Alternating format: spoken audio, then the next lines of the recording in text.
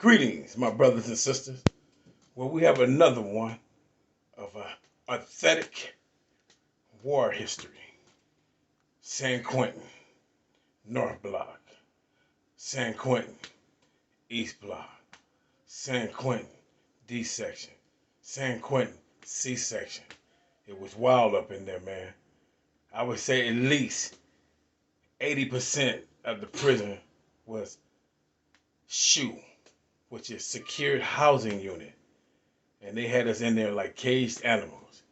And we all come out to the yard together, only those who are compatible. If you're not compatible, they're not going to put you on the same yard.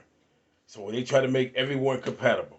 So from the beginning, you had JAMA, Bloods, 415s, Vanguards, Crips, CCOs, Blue Notes.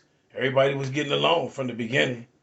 And then once we got comfortable with each other, I guess politics start arising in the subject, you know. And what I mean by subject, people start into what we call set tripping, you know.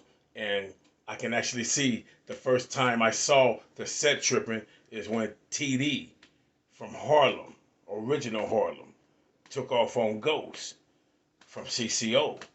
Once that happened, I knew that thing was about to be cooking real hot. And now I just want to salute my boy, Big Bob from Harlem Crip, aka Papa Harlem. He was on the third tier with me at San Quentin. San Quentin had 5 tiers. And you have to understand, the 5th tier is the highest tier up there, and nobody really wanted to be on the 5th tier. So I felt blessed just to be on the 3rd tier with Big Bob. He was my next door neighbor. And he had informed me on the yard one day that the guy who I caught my case on in Soledad, they was in the hole together when I was in Soledad with him. And the guy was actually going to go to court on me.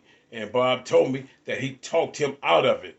He truly talked the dude out from going to court on me. And I felt so relieved because that right there probably would have kept me for a while, you know, on a case like that in prison, knowing that I lost the case by somebody testifying on me. So he took a burden off my shoulders, you know, for doing that for me. And I just want to salute you, Big Bob, you know, for that. You know, you're a real one. You know, I've been knowing you from Tracy, and I've been knowing you from Soledad, and we ended up in Quentin together. And we did have a real, you know, friendly relationship. Me, you, Joe Valentine, and TD in Dayton from Bounty Hunters. We all was cool with you and your boy, TD and Big Bob, Harlem Original 30s. Now I want to just get to the subject of movie star. I can remember, man, Big Bob was on the yard talking, and movie star from Compton Grandy, he was standing right there next to us. And out of nowhere, a BGF guy came by and hit movie star in the back of the neck. And his beanie cap flew off. And Big Bob looked at movie star and said, "Oh man, pick up your beanie cap, cuz." And movie star was like, "Man, F that beanie cap, man." Man, when I looked at the hole in his neck, it looked like a 45 Magnum hit him in the back of his neck. And I questioned that. And I wondered why that happened. And it was allegedly said that it had something to do with him being a dropout or something dealing with a courtroom thing. And I'm just going to leave it like that, you know. So this is what I heard.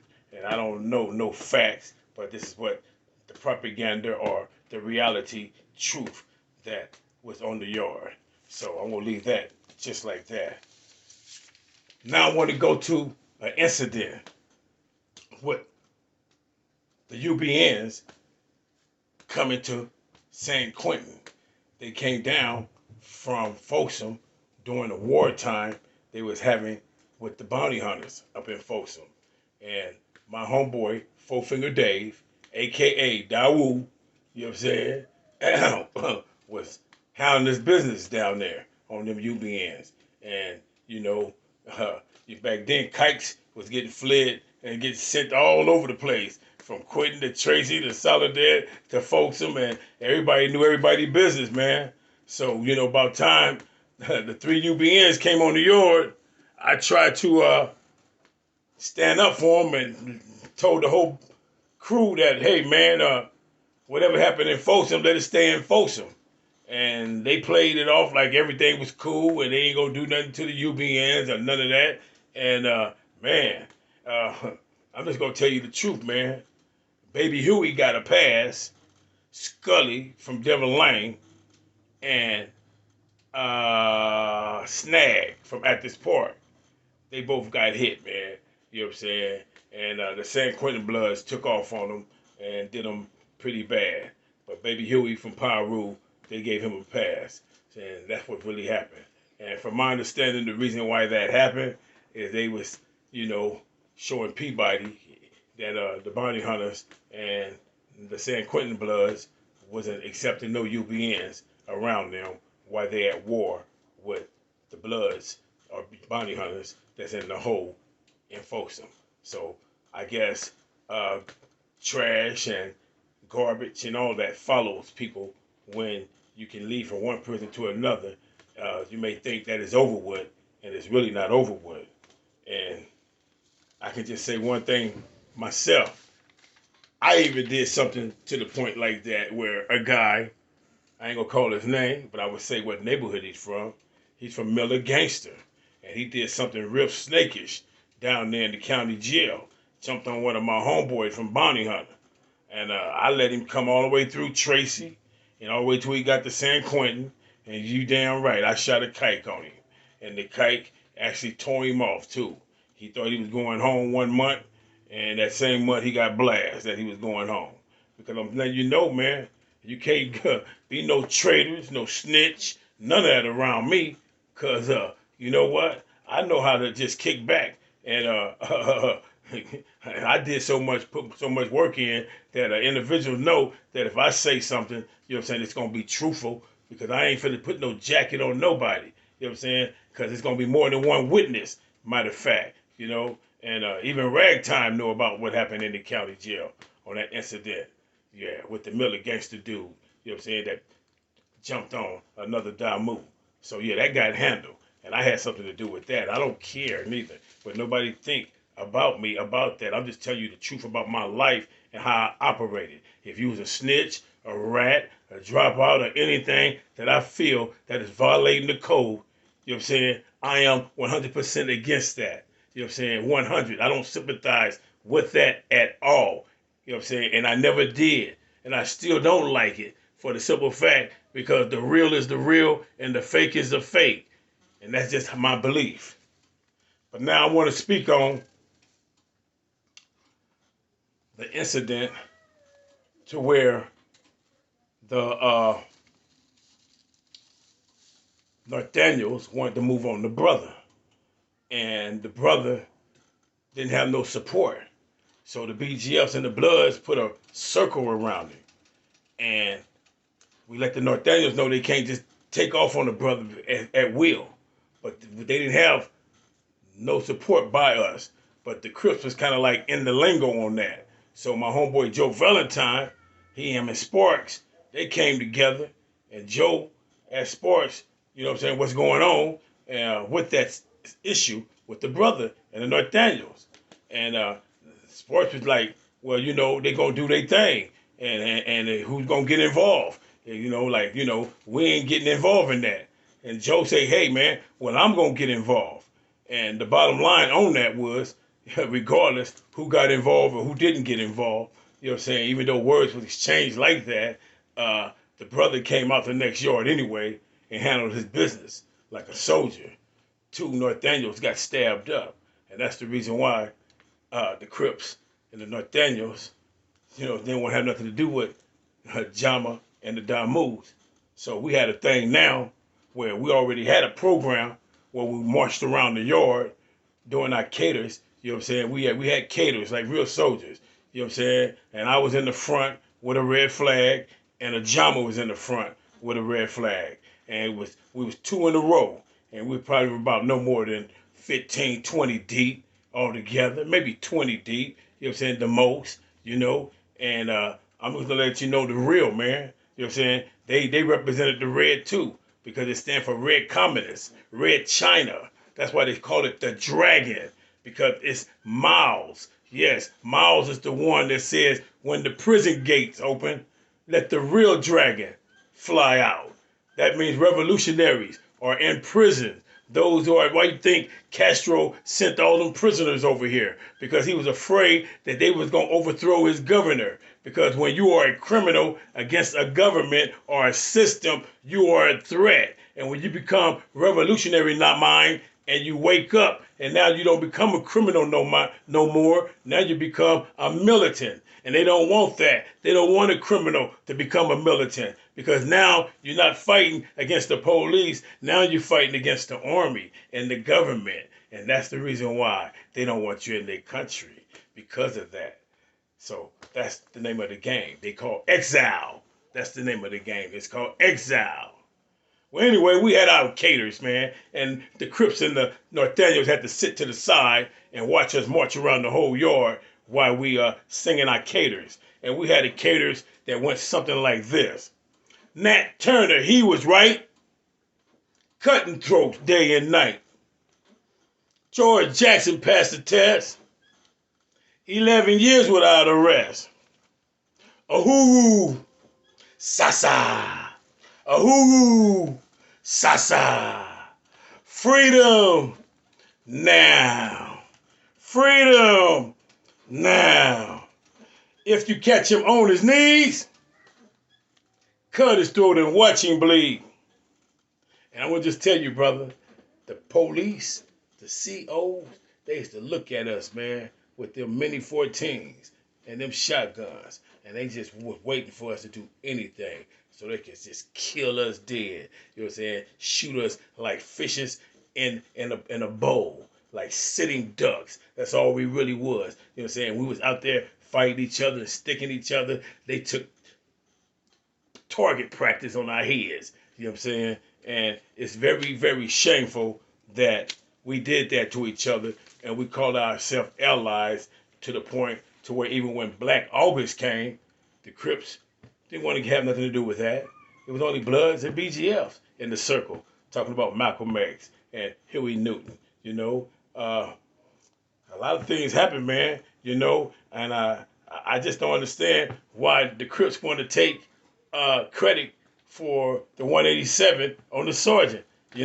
And when everybody know, and everybody in the newspaper know, and everybody in the whole world know that reads the newspaper know that it was the BGF that got convicted of it and sent to death row. Y'all need to stop that, man, for real. I know y'all might hate them brothers, them freedom fighters, but guess what, man? Check this out. Give them their credit when it's due. Y'all ain't never killed nobody. Y'all ain't never heard no Crips killing no CO, not one time. Not in Quentin, not in Folsom, not in Tracy, not in Soledad. But I heard of Jama killing up a bunch of stuff. You know what I'm saying? COs and everything. White boys and Mexicans and some Crips also. In Tracy they killed. 2 of them they killed.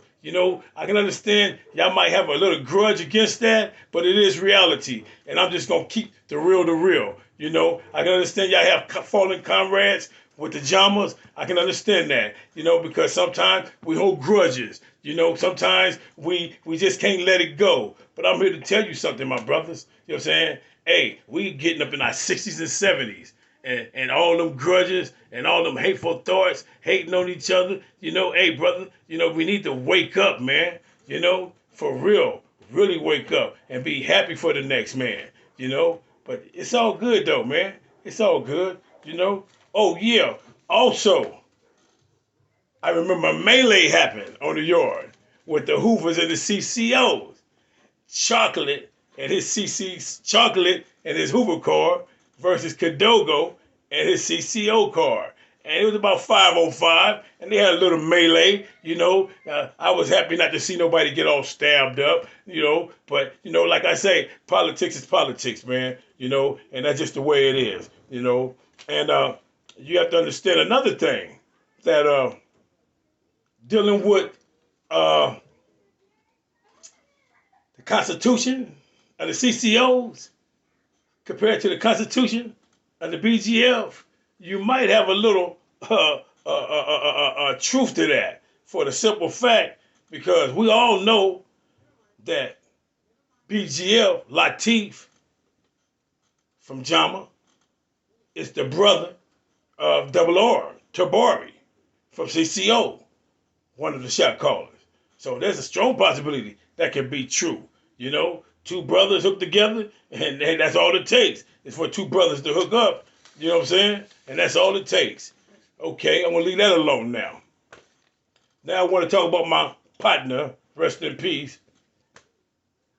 Go by the name of Weusi. In Swahili, that means black. His name is Percy Campbell.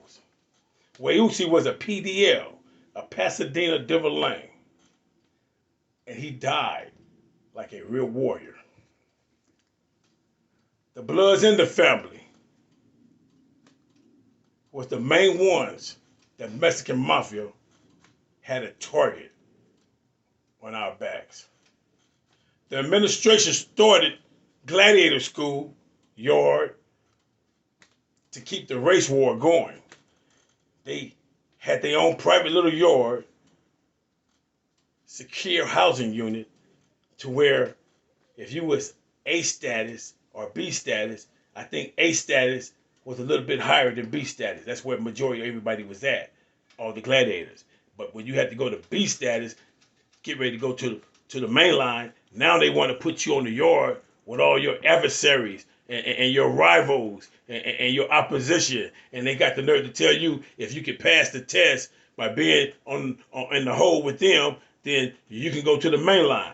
So now you got to be on the yard with Mexican mafias and everybody mixed together in one bowl, and they sticking each other. They don't even care because they ain't thinking about going no main line. They thinking about trying to kill you, and that's what was going on. And they was sticking bloods, sticking everybody up in there. But we had one soldier that I know of, Percy Campbell, Weusi. When he went to that yard, he came out and stabbed one of them up first, and they end up sending them back to our yard. So now we have a real gladiator on the yard with us. But as time went by, they sent him to another yard over in D section. And when he hit the yard there, he got into it with the same essays again. And the essay rushed him, and he ended up taking a knife from the essay. That was a Sereno. And the police at that time, that took all the shotguns out. And they had the mini 14s up in there. So what did they do? They shot up the essay and shot up Weusi and killed both of them right on the spot. And that was really, really hurtful to a lot of brothers, man, because they knew he died like a real soldier. He sacrificed his life, you know, and I have to just salute that brother, man, for being a real one, man, standing up like a real soldier. And I just salute you, Weusi, Percy Campbell. And that's what I just want to say. Salute also to Joe Valentine, a brother that I feel been in the struggle, not in the game, but the struggle. One more time, not in the game, but in the struggle. A J-name, peace, black love, black power, black man. God bless you, and God bless everybody else.